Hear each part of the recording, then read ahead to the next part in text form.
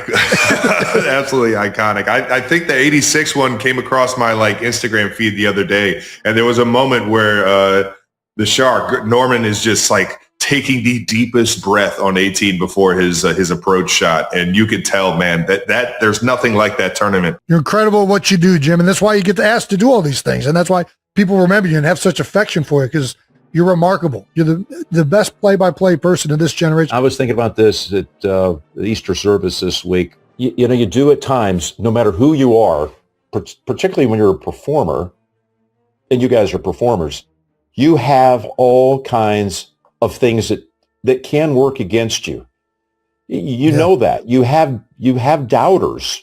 Mm-hmm. We all have enough doubt to deal with on our own. But you have people that are second guessers, who are critics, who don't understand how hard it is to perform on a moment's notice. You're trying your best, and sometimes we fail. Sometimes the words come out upside down, or you don't capture something quite crystal clear as you should. But everybody's got an opinion. And, you learn how to deal with that noise. Yeah. I know we all make it because it's personal. So we feel like there are a lot of people at times against us. Yep. And it's not reality. No. It's just sometimes these louder voices that are maybe on social media or just plainly in the media. We deal with media too. Yeah. We got all kinds of television critics out there, whether they're social or whether they're in electronic or print, whatever. But yeah, you learn to deal with it. And as a little kid, I never thought about, I'm going to have to have people that are telling me I'm not any good or somebody's better. And I never thought about that. I was thinking about playing. I didn't realize there'd be that noise. And there is a learning curve for that. And, I've had to deal with it for 40 years, and I think I've handled it well. And I've tried my best to be the person that I am and not let that sully what otherwise has been a dream life. And you guys, I hope, realize that same thing. Whatever noise you hear, it's insignificant. Oh, yeah. It all goes away. And when life goes on and you guys get to be my age and older, and you're still going to be doing whatever you're doing, I'm sure, at a very high level, that bust is going to be sitting there in Canton, long past you both, as being on the planet. That bust is going to be there. The criticism or the noise, that's all immaterial. It's history.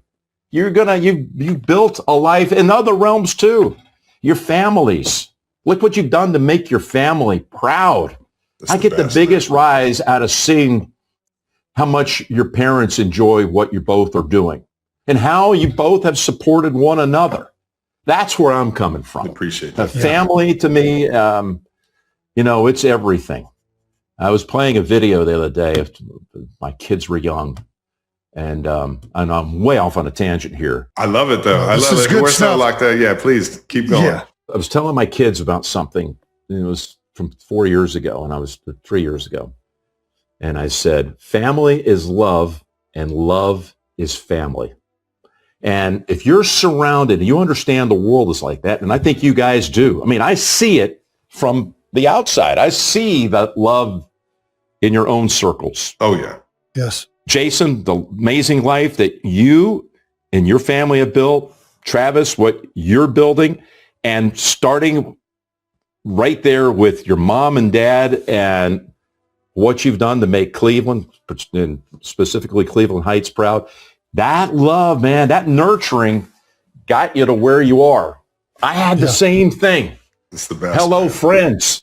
I want my dad to hear me. He's been gone 18 years. I got chills right now thinking about it. I just want to make him proud. And that's when I say my feet hit the floor in the morning and I have gone through my ritual, one of those things with gratitude is just saying I want to make people proud. It's the best. Yeah. And I'm going into Augusta this week. I'm going to give it my all. Oh, you're going to make everyone proud. And I just hope I can make people proud. The people that are my family, who I love, and love as family. Well, make sure I come up to you and pinch you so you know you're not dreaming, big guy. I'll know when somebody comes and pinches me from behind. I won't even have to turn around and look. I'll know it's you. When I'm playing in a big game and or win or loss, Jason's been at a lot of the big games. My family has been at, every big game in my life. And those moments where you come out of that game and you see the ones that are there to support you. You see the ones that have been on this journey with you your entire life. And you see, where it's gotten to. It's the most beautiful thing that I could have ever asked for in my life is the fact that I have that much support from family and friends. And I remember the funniest one was coming up from that Buffalo game where Jason jumped out of the suite and jumped back in the suite. I come up to the suite at the end of the game to celebrate with my friends and family, and Jason has his shirt off still. Tony and I covered that game. Of course. You know it very well. Yeah. You caught a couple of tutties. You were right there in that end zone. You caught one. You looked up at him.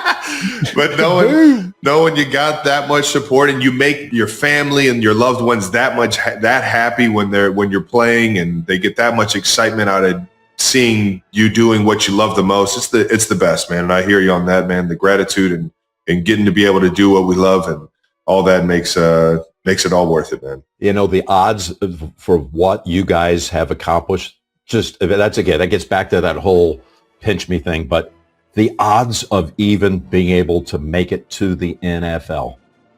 I mean, everybody thinks that plays at Division I level thinks it's going to happen. You couldn't tell me and Jason that. Even with the 1 star connected to our names on all the high school recruiting. I didn't even have a star. 0 stars. I had the picture of me was that black silhouette. You know what I mean? It is a pinch me moment whenever we look back at that. And, our families have been so uniquely blessed to share in all these experiences together.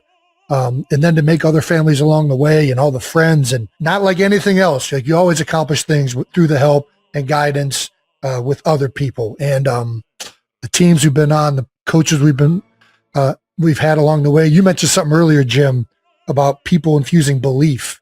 And I've said this before. I think belief is the greatest thing you can give another human being for exactly what you're saying. There's so much, in your own head that you can build up with doubt and nerves and things. When somebody gives you that gift, it gives you the power to overcome all of the little things that really don't mean anything. And I just love that so much. I do want to ask you, do you have a welcome to broadcasting moment? You talked about the nerves of that first Masters at 26 years old. Is there something that happened maybe young in your career that was like, all right, I'm finally doing this thing? Well, before I got to CBS, I was, I was on the Houston golf team, but I was not as passionate about trying to be a professional golfer, nor did I have the skill level, nowhere close, as I was. The boyhood dream was the broadcasting thing.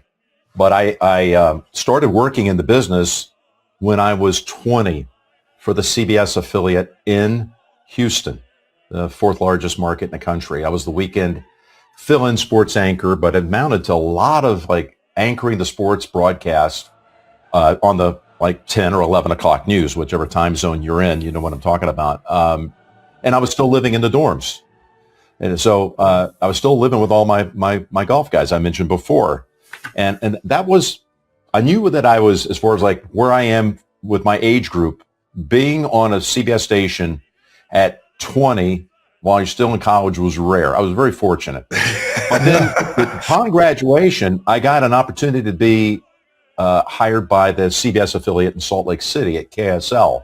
And with that, I got to do the Utah Jazz game. So I was 23, and I was in the NBA, calling NBA, and I was the play-by-play announcer for BYU. The Cougs! Yeah. They won the national championship in 1984, and I was doing their games with Steve Young. Oh my gosh. Who had graduated a couple of years before and was playing in the USFL for the LA Express. Oh my gosh. So we're doing a game in Provo, and the booth where we broadcast from at Cougar Stadium was so small they had us record our on-camera opening on the field. So we knocked that out. We jumped in the press elevator for the start of the show a few minutes later, and the elevator blew a fuse. And for a quarter and a half, the elevator didn't move. Oh my! Are you kidding me? Meanwhile, the game goes on, the show goes on. They ran a scroll at the bottom of the screen that says, "We are experiencing audio difficulties." Yeah, you have no announcers. That's an audio difficulty. That's quite the difficulty. Yeah. So, just randomly blew a fuse, and then it started back up, and we rejoined the broadcast with about 6 minutes to go in the half. That was a terrifying moment. I can remember, if you talk to Steve ever about it to this day, we were starting to get claustrophobic, to say the least. And it was a tiny panel that you could knock it out. I could lift him up if we wanted to, and he could try to get out of the elevator shaft. We decided that was not a good idea. That could have prevented what later became a Hall of Fame career in San Francisco. But anyway, we had that moment. And then, lo and behold, after 2.5 years in Utah, I got a call from a producer at CBS named Ed Gorin, who later became the president of Fox Sports. Great friend of mine to this day. He said, "We've been taping your shows for the last month, and you're one of 5 finalists for an opening at CBS Sports." I thought it was a prank call. I thought it was one of my college buddies. They knew this was my goal. This can't be true. Come on. I said, "Come on, give it up." But the next day I was on a plane to New York, and I was auditioning in the CBS Broadcast Center against the likes of Roy Firestone, who was a famous broadcaster, had this up-close show on ESPN, the great James Brown, and I ended up winning the audition, and within a couple of weeks I was on the air being introduced by Brent Musburger. Holy cow. Doggone! Well, thank God that elevator got working, baby. Do you take the stairs now? Do you make sure that doesn't happen? That is a fair question. You are one of one, brother. I can't tell you what an honor it has been to listen to you share these stories. What an honor it's going to be to watch you do your 41st Masters. Yeah. You've officially surpassed the amount of balls Rory had to hit. You're way past him. Congratulations. We're all looking forward to it. Thank you for having me on. I really, truly, I was so appreciative to get the invite to come on the week of the Masters, and it would mean a lot to me if even it was just a minute, if I had a chance to express how much I appreciate both of you in person and this particular podcast being a guest this week down in Augusta. Jason, good luck with that, by the way. I know you're going to be great. Have a wonderful time. I'm here. Anything I can do to help. Do you have any advice? Like, what's the advice here? It's my first time. I've been to find your role for me. It's going to be interviewer of players and friends and family. I'm kind of going to be boots on the ground, just talking in between holes and stuff. There's 2 things you're going to focus on here. Okay. Virtually everybody in that field is going to have a caddy that's special to them. And more likely it's going to be a family member, a child, a daughter, or even a wife. Yes. So 1 is, what was that experience like? Yep. And 2 is, how do you feel about your game going into the tournament? That's all you need to ask. Perfect. Now, maybe somebody knocks a hole in one, and you might ask them about that. But I think people want to know what the week looks like for them and what that experience was like out on the par 3 tournament. It's unique. We don't see anything like that the rest of the year. You don't need to dig much deeper than that. This is a feel-good event, and you're going to be the right guy to do that. I got a third one, Jason. Don't forget, keep your shirt on. Goes without saying. Yes. It's a classy event, Jason. Thank you so much for hopping on with us. Thank you, brothers. I appreciate you both. That dude was epic, man. The best. The wisdom and like the emotion that and the way he's able to tell a story. I feel so dumb trying to talk to him. Gosh dang. He is the best though. And he mentioned the production meetings. Even in the production meetings, like, it's just, there's something about Jim that is just second to none. The way he articulates and listens, asks questions. It's like the elegance. I thought about that before with like Rich Eisen, like talking to him, like some of these guys that just are so good on television. They have a way of conversing and saying things even just in regular ordinary life that just, it's incredible. It's awesome, man. And that was fucking a dream come true right there, man. Getting Jim Nantz on this thing right before the Masters, man. Right before the Masters. Let's go, baby. Jason, can you do the honors? Alrighty, our guest today is a 6-foot golfer out of Dardanelle, Arkansas. I believe that's right. He's the 1991 PGA Tour Rookie of the Year. He's got 5 PGA Tour wins, 2-time major champion, and he won the 2021 PNC Championship with his son. And he was Travis Kelce's co-star in Happy Gilmore 2. I wasn't a star. He was a star. 90%, he's here to grip it and rip it. Please welcome the one and only John fucking Daly, baby!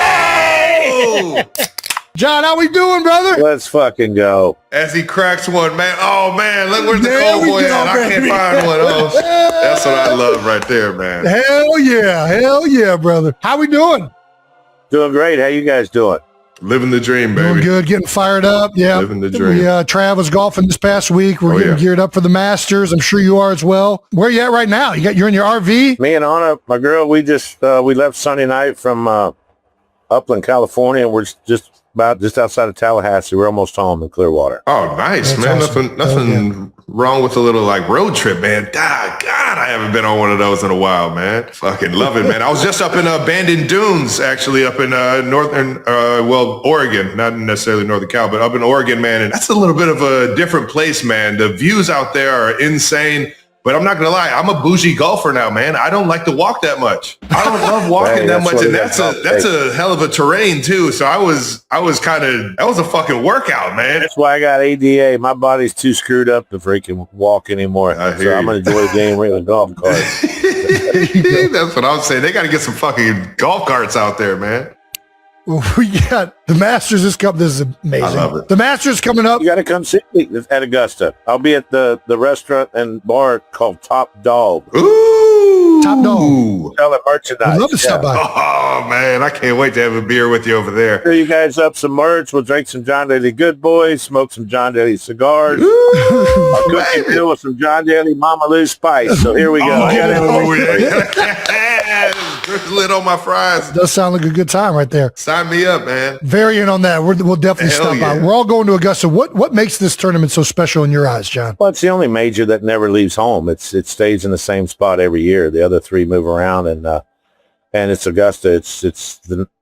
I don't know if you guys have played it with y'all's status. You should have been able to. No, it's just a very special week. I played in it for a lot of years and had a few good tournaments there, but even when I was playing, I was selling my merchandise.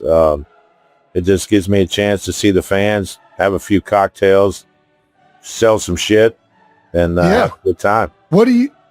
Hold on. I got the little ones running. You got the Eagles cheerleader outfit on. That's a good outfit there. You just mentioned you interacting with the fans. I don't know that there's any golfer that I've seen that has been more connected with his fans than you. What do you think it is about you that made that the case? I think for me, I always played for him. And, there's no skeletons in my closet. I've never lied to him. If I screw up, I tell him I screw up and apologize and move on. And they've been great to me. It seems like everywhere I've been, it's like a home field advantage.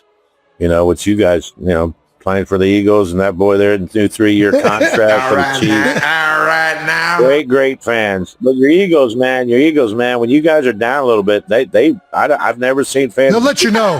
Yeah, they let you know. But I guess that's called loyalty. I don't know. But well, it's passion. It's passion, John. It's standard. Passion. Okay. Yeah.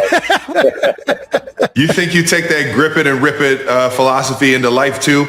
Not just on the golf course, or? Oh yeah, got to. Yeah, I believe caffeine, nicotine equal protein. Let's go. The simple formula. John, as one of the legendary drivers of the ball, I'm trying to get better at golf right now. I'm trying to break 80. Got a long-term goal that I want to make happen this year. I've realized I need to improve my long game and my short game the most. I'm pretty good with my irons. What is the key to driving the ball? What would be your main takeaways if you want to hit it longer and preferably straighter? Would you say are like your hard, fast rules? Yeah. Well, for me, it's low and slow and finish the backswing. But in golf, people always ask me how they hit it further. Well, if you hit your best drive, the best you can hit it, that's pretty much as far as you're going to hit it. Now, the good thing is it's like you guys practicing football every day. Consistency. You get your patterns down, you get your plays down. It's consistency. And the more you're consistent with that, the better you're going to be. But if you want to break 80, get your ass out and hit 100-yard shots in and work on your putting and chipping, because that's what'll get it done for you. Steal those strokes, yeah. He's got a goddamn KFC potato wedge as a putter, man. It's like he just went to the local putt and just grabbed that thing out of the bag.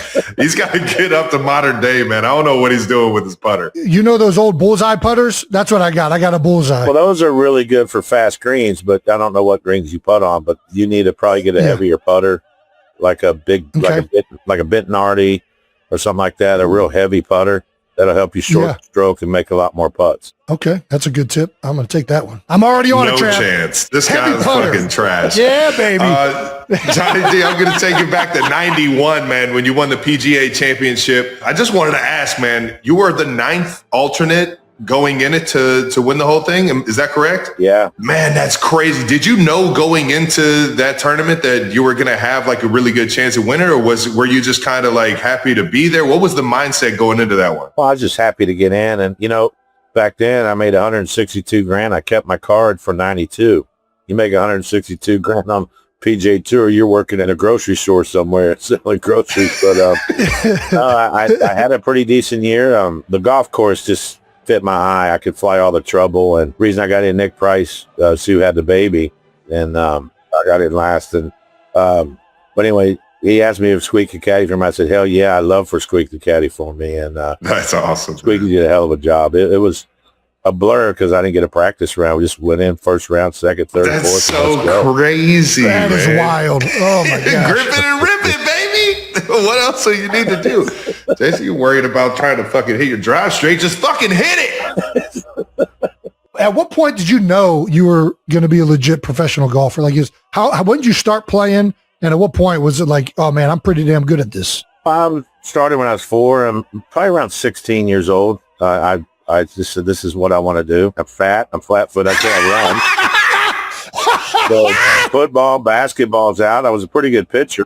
I guess I could have pitched, but, I'd have to play on a major league team where the pitcher doesn't hit, which I think that would be the American League. Is that right? American League, they don't hit. I think it's both now, but yeah, I hear you. Back then, I think it was just the National League pitchers that hit. Yep. But, right. But no, I was just too slow, flat-footed, and I feel like I had pretty good balance in my golf game because I'm so flat-footed. So I just kind of stuck with it. When I was 16, I said, this is what I want to do. I will say that, man, the swing is obviously one of the smoothest of all time, man, and the how much you get on your backswing is so impressive, man. It's like you're getting to the other side of your head almost. And for big guys like us, like the shoulders just don't allow us to get to that point, man. So it's like you're like an anomaly in this world of like guys with big shoulders that can't get their swing all the way back there. It's just, I don't even know where I'm going with it. I just fucking love the goddamn swing, man. You guys are always pumping and you're getting so strong here. You're more, well, you need to stay flexible because you catch it. Jake, you had to block those boys, man. You had to be strong. Yep. It's tough because you get so tight, you can't get the club back. But like, quarterbacks, pitchers, hockey players, they're so flexible, they can take the club back. But yeah, you just gotta find your consistent drive and see how far it goes and just work on that because that's all you can do. I mean, I used to be able to hit it a long way. Now, my drives in the 90s sound like atomic bombs. I don't even want to tell you what they sound like now. No, get out of here. I know you're still crushing it. Travis Kelce. The studio was already buzzing. But no one expected that moment to drop like a surprise blitz off the edge.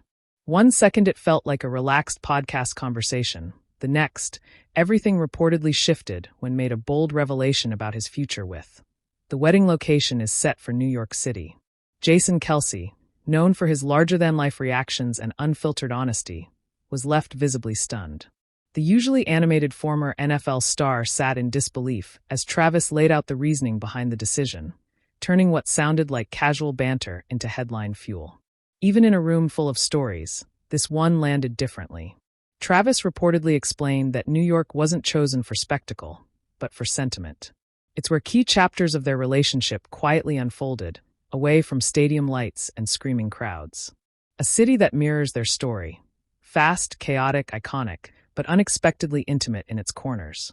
The conversation traced their journey back through the whirlwind timeline that turned a football star and a global pop icon into one of the most watched couples on the planet. From early Chiefs game appearances that sparked internet frenzy, to stadium-side support during playoff runs, to Taylor Swift's cross-continental flights during the NFL season, every step built towards something larger than headlines. Jason's reaction became part of the moment itself. Shock gave way to laughter, then to that signature Big Brother disbelief as he processed just how far the story had come. What began as casual teasing between siblings turned into a reflection on how surreal their lives had become. There was also a deeper tone underneath it all. Travis spoke about family, gratitude, and the grounding force behind everything they've achieved. Success, fame, and constant attention may shape the surface, but family and shared history still shape the core.